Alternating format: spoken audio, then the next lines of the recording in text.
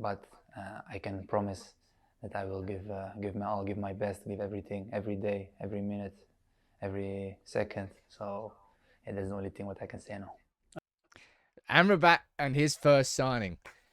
I think you might have been able to tell. It's a little bit obvious. I'm excited about this signing. I think from a balance perspective, this is going to be the missing link for Manchester United's midfield in much the same way that Højlund is the missing link for up front. I'm going to run through his first interview with Manchester United where he speaks about, his ambitions, his plans, why he came to Manchester United, his relationship with Erik Ten Hag, what he does away from football, what drives him.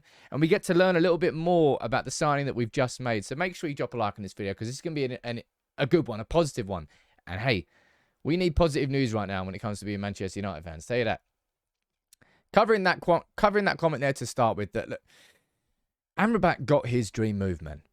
He really, really did. And you might say, Sam, that's not important. I want to play for Man United. Why does that matter? When it comes to those like 10%, that final 10%, where you will push yourself.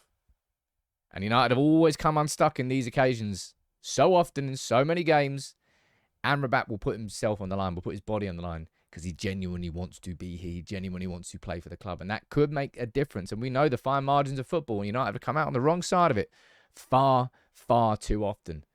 So that comment there at the start then of what he said about, giving absolutely everything. This one here is something that stood out to me straight away.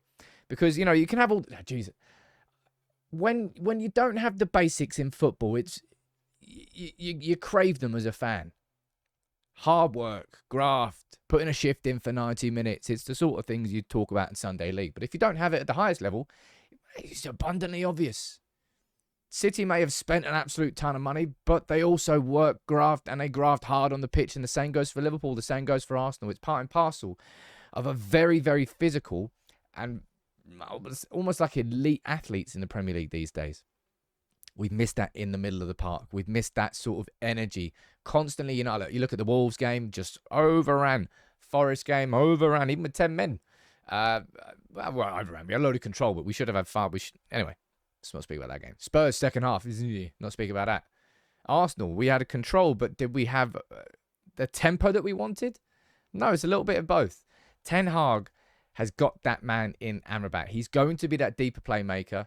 You see how Casemiro played against Arsenal? That's how Amrabat is going to play. But United should have far more going forward, a little bit more zip about our play with Amrabat in. Everything will just be slightly quicker. And that's something we've massively needed. Now, a big thing about Amrabat and why a lot of people feel he'll be a good fit is obviously his previous relationship with Ten Hag.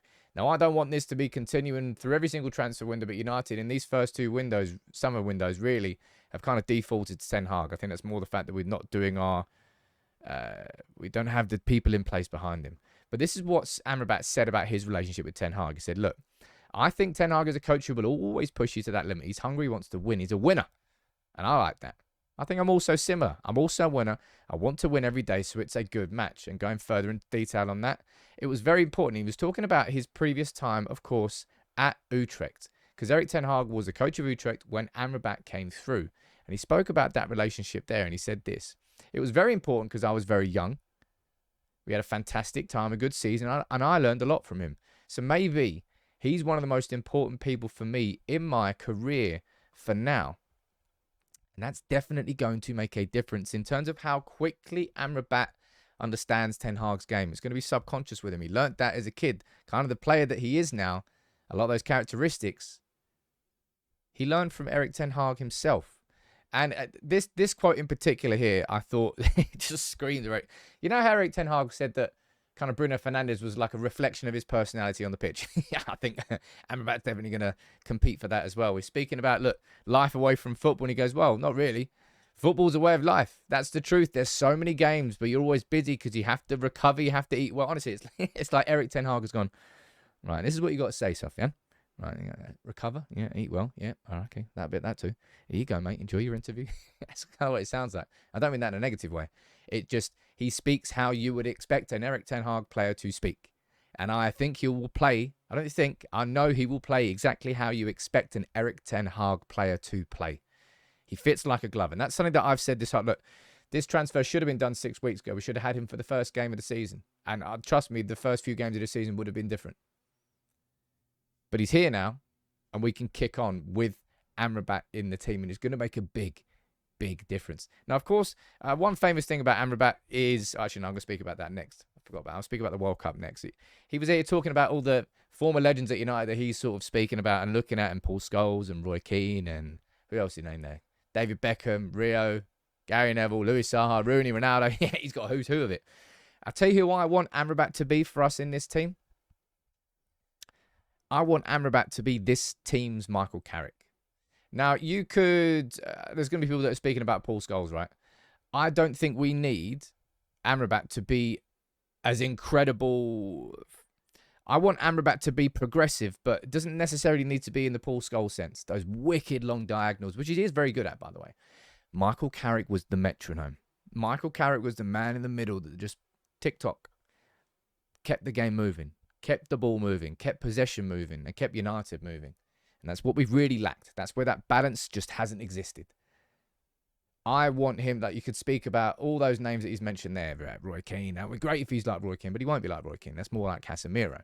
He could be like Paul Scholes, and he'll be a little bit like Paul Scholes, but I want him to be our Michael Carrick. The guy who's got like 92% possession accuracy, pass accuracy, always finds a teammate, always makes himself available, and is always there, and is capable of line-breaking passes, nice long diagonals, and the occasional goal or two. That's what Carrick was. I randomly thought of this as well. Why has nobody talked about this? A bald, world-class midfielder wearing the number 4 shirt, Manchester United. Oh, Veron. I don't know why. I just randomly thought about Veron before this. Man, that was a what-if signing. Our squad was so good that when Veron arrived, there wasn't really... Imagine that. Imagine not having a place for Veron. That's how good we were at that time. Jeez. But as I said, one of the big talking points around Amrabat is how good he was at the World Cup. And I think this gives a little bit of an inclination into the ambition that he has here. He wants to play 2 more of them. Amrabat wants to play 2 more World Cups. Of course, that's 2026 and 2030. Quick maths there. That's 8 years' time. He's 27. He wants to be at the World Cup level, fitness-wise and football-wise, in 8 years' time. Imagine that rematch in 8 years' time. I don't think it will be the same result in that foot race. But that's Amrabat's ambition. He's not coming here to United to sort of see out the end of his career. Look, as far as footballers' peaks go, what we've always been told is the peak of a footballer is like 26 to 28. Is that right? Is that fair? Is that the case anymore? I don't think it is the case because, geez, if Haaland is 5 years off his peak, then my word. Footballers are getting better at a younger age than they were previously, for sure. But Amrabat has the ambition and the drive to play in World Cup 2030 with Morocco. I think United really have got an absolute gem of a signing here. And I know that in the summer where in the summer where Caicedo gets sold to Chelsea and Rice gets sold to Arsenal, the Man United shouldn't be sniffing around the loan signing of Amrabat on transfer deadline day if we have the ambitions of being where we want to be. I completely agree with you on that. However, I won't agree with anybody who says that Amrabat's just a rubbish panic signing. He genuinely is the perfect midfielder for that role, which we just haven't been able to fill. Casemiro didn't even fill that sort of role. No one's ever been that... We wanted Frenkie de Jong last summer. We ended up with Casemiro, a different type of player. Brilliant midfielder, but not that deeper line playmaker who's going to receive it off the centre-backs. In Amrabat and Casemiro together, I think United have got a brilliant midfield, and then Bruno should be able to be free and to roam. I can't wait to see the difference that he's going to make to this team. I think that Erik Ten Hag is going to be absolutely delighted with this signing. With Amrabat in midfield and with Højlund up front, you've got 2 missing links at 2 different areas of the pitch. Tie in the good stuff. I think we've created like 12 big chances in the Premier League. We need Højlund to come in and bag them. We've been conceding way too many opportunities on the counter when we're losing the ball high up the pitch. Amrabat will come in and massively solve that. He's going to be given everything, and we've seen what he can do at the World Cup when he follows through on that. And he was inspirational in that World Cup run for Morocco. Let's hope he can be inspirational at Manchester United. And I tell you what, he wants the move. He got the move. We got the man. And now we need to see the debut against Brighton. That's his first interview, covered all the main talking points from it. I enjoyed it. You got a little bit of insight into sort of the character of him, at what he does away from football, and also his ambitions in the long term. Make sure you drop a like on the video. He's smiling. So am I. I can't wait to see his debut.